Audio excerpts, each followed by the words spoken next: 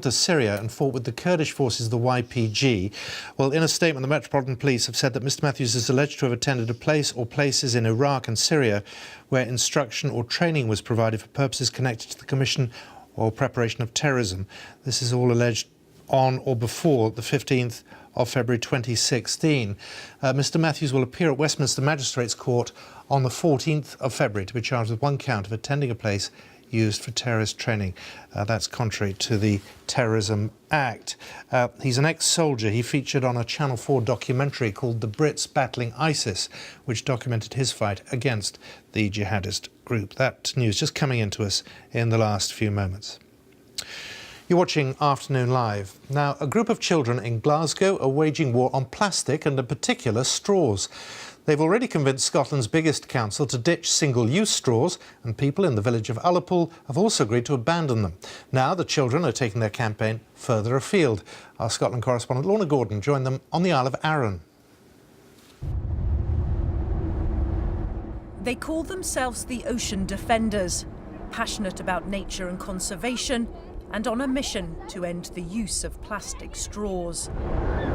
Now they're heading across the water to Arran in a bid to spread the word. I care about it because there's animals out there who's in danger because they're eating plastic.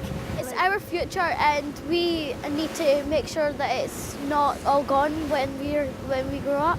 The No Straw at All campaign is to work from both ends. The youthful campaigners from Sunnyside Primary think that key to their war against single-use plastic straws is getting other children, including those on Arran, involved too.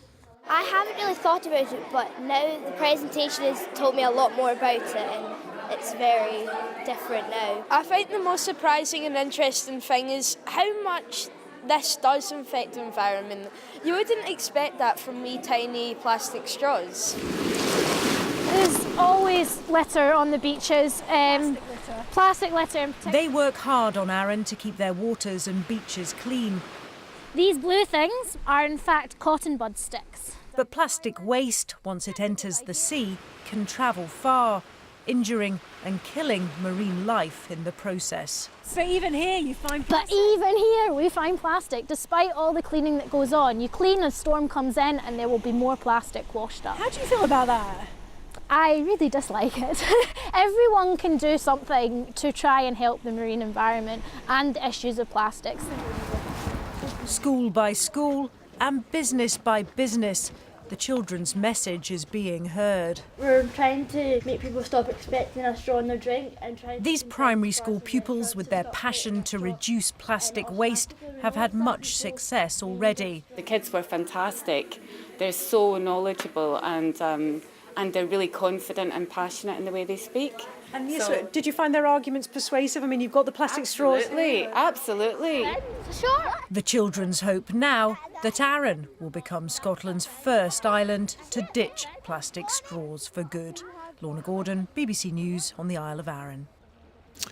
Well, others too doing their bit for recycling, because the UK could adopt a deposit-based system for recycling plastic bottles after a ministerial delegation visited Norway to see how a scheme operates there.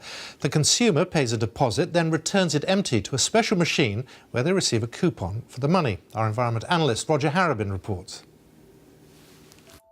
The world have the problem with plastic. Here in Norway, we think we have the solution.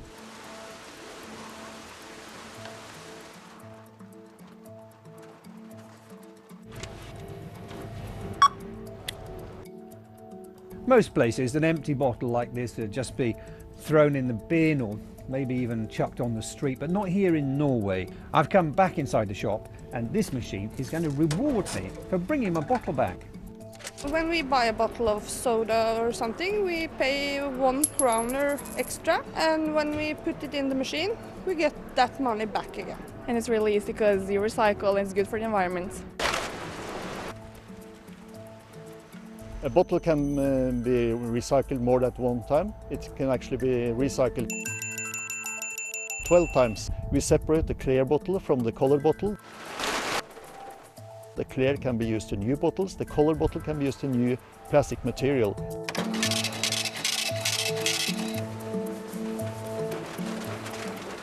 If soft drink producer join our system, they pay less taxes. Everyone wins.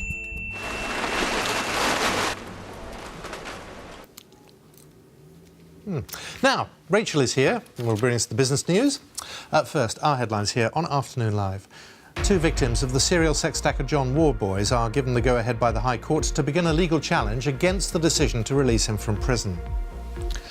John Venables, one of the killers of the toddler James Bulger, is sentenced to just over 3 years in jail for possessing indecent images of children for a second time. Tesco could face a bill of £4 billion after Britain's biggest ever equal pay claim. More on that in a moment.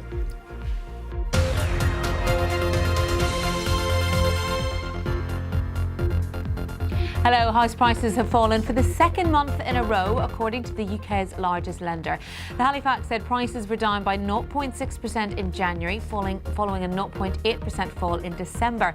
However, year on year, Halifax said the cost of homes was still rising by just over 2%.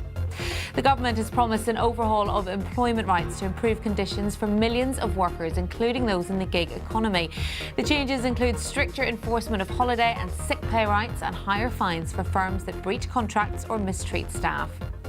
And 5 million vulnerable households in the UK are facing an average rise of £57 a year in their energy bills. That's according to the regulator. Ofgem said savings under the current price cap will be reduced from April because the cost of producing energy, including wholesale costs, is expected to rise in the spring. Let's talk about the markets. Let's. Well, the markets have been a bit of a rollercoaster yesterday. Today, there is a bit more calm. I don't know if he's looking at you or he's actually looking at the screen. That might have been him at the Open, because the Dow did fall again at the Open, but it did recover. The Dow is now in the green. European markets, the CAC, the DAX, the FTSE, they're all trading up in the green. And yesterday, the watchword was correction. Today, it's volatility. So there are a lot of people now saying volatility has come back into the markets. Now, there is actually an index. It's called the VIX, the Volatility Index, but some people refer to it as the Fear Index. And that kind of gauges how much volatility, how much movement there is in the market. And really, for the last couple of years, we've seen the market move up, move steadily up, but we haven't seen these movements, which yesterday seemed to panic so many investors. Is there an actual graph for the Fear Index? Because I'd love to see it. I don't have it, Simon. I'm sorry. But I'll get it for presumably, you for the last tomorrow. few years, it's been flat. It's been pretty flat. And also, what is interesting is not only is it an index, but it is an index on which people trade, so people take bets. Of course it is, but one must depend on the other, or I mean, you can play it either way. Well, yeah, and there were a lot of funds which would have bet on a continued sort of calm market, which would have seen huge losses in the last couple of days. So a lot of people talking about that. Now, we've been talking about calm returning to the markets. That may not be right, because what we're seeing with the FTSE, it's a bit higher. But things can still happen, can't Yeah, they? so some people are saying that it's a fake-off that we're seeing at the minute. So it's fallen, it's settled, but perhaps it hasn't reached its bottom because a lot of people... This is London, is it? This is in London. This is the Great British Fake-Off. Yeah, the Great British Fake-Off. Oh, Simon, you're good. I hadn't thought of that one. No, I know. Let's get it on a strap. Anyway, yeah, they're saying that there may be further to fall because a lot of people are saying we've seen these big bear markets, these rises continually since about 2009, and now it was time for a correction. There's too much value in the markets, and as we explained earlier in the week, this fall, many say, has come from fears that interest rates are going to rise faster than they thought they would in the US, and instead that's going to mean if interest rates rise quicker, people have other places they could put their money, so investors could be taking their money out of the market. OK, one of our headlines, the story about Tesco facing a possible £4 billion payment.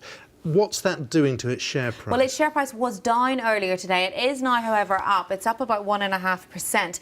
This story is very interesting. It's about a big equal pay wage bill that they could face. Thousands of women who work on the shop floors in Tesco being paid around £8 an hour. They're saying that their job is of equal value to jobs in the warehouse where men predominantly are working and where they get an hourly rate of up to £11 an hour. So lawyers are arguing that these jobs are of equal value, therefore they should get equal pay. And if it is judged to be equal pay, then there is scope for back pay to be backdated. And that is why Tesco could face a bill of $4 billion. But we're not saying the share price today has ended up. Has it? I mean, they don't sound comparable. Men in a warehouse women are doing the So the till argument work. is that the women in the stores, they are stacking shelves, they are talking to customers. Men in the warehouse, they do not have to deal with customers, and they are equally taking things off shelves, putting them on vans, bringing them to the stores. The women are taking those, putting them on the shelves, but also have the interaction with customers. But that's what's being argued in the courts. OK, so shares up, which always strikes me as odd. Yes. When a company seems to be facing a bad headline. And But it's a long court case, so we'll see where that goes. Now let's look at where the shares are today. We put up the FTSE, they're up almost 2%. Tomorrow, Bank of England will have their quarterly inflation report released. We'll find out if there's any movement on interest rates. That decision will come tomorrow. You'll remember they held them steady in December with a vote of 9 to keep them where they are and 0 against. We're not expecting any move on interest rates. The next one expected, people are saying possibly in May, but it'll be interesting to see what the comments come out. The Dow Jones there, you can see that's trading up as well. I put up TalkTalk, Thomas Cook and Twitter in the US all releasing results tomorrow, so it's all the T's. OK, don't go away, because I've just heard in my ear we've got something on hedgehogs. Are you a fan of hedgehogs? I love hedgehogs. Well, watch this. OK. Because known as the gardener's friend, the native hedgehog was once a common sight in Britain, but numbers of the spiky creatures, who writes spiky creatures? Anyway, they're plummeting. Wildlife charities say at least half the population has been lost over the last 2 decades, as Claire Marshall now reports. Hedgehogs are shy, nocturnal creatures, which makes them difficult to count. But conservationists have managed to build up a picture of the population across Britain over the last 30 years, and it's not good news. Their numbers have crashed. There are only half as many hedgehogs snuffling around the British countryside as there were 20 years ago. The hedgehog is, I hate to use a cliche, but it's a bit like a canary in a coal mine. The fact that the hedgehog population is declining as dramatically as it is should give us real cause for concern. The report looks at the reasons hedgehogs may be disappearing. It says that the cutting down of hedgerows and the use of pesticides has helped to kill off the grubs and worms that hedgehogs eat, and it means they've got fewer places to shelter. Roads are still a big issue. Around 100,000 are killed by vehicles each year. They are also preyed on by badgers, and badger numbers are rising. But city-dwelling hedgehogs are more fortunate. The decline has stopped and numbers are increasing in some places. The charities say this may be down to garden owners becoming more aware that hedgehogs need holes in fences in order to roam and wild areas in which to nest. They say anyone who wants to help save the spiky creatures can sign up to be a hedgehog champion. Claire Marshall, BBC News. That's it from your Afternoon Live team today. Next up, the BBC News at 5 with Hugh. Time for a look at the weather now. Here's Sarah Keith-Lucas. Good afternoon. Well, it's another cold day out there, but despite those low temperatures, we've actually got quite a bit of sunshine around. We've had blue skies today, still some lying snow, so some icy conditions around. This picture was taken by one of our weather watchers in Church Stretton in Shropshire. You can see the snow over the higher ground there. Now, we will see a little bit more snow moving in from the northwest, but this will turn back to rain as this frontal system heads in across parts of Scotland and Northern Ireland too. It'll continue to push a little bit more cloud further south across England and Wales, but as we move through this evening and tonight, for the southeast of England and eastern England, here we keep the clear skies for longer, so that's where the temperatures will fall lowest overnight. Sub-zero, so the risk of certainly widespread frost, but also some icy stretches, whereas further north, where you've got the cloud and the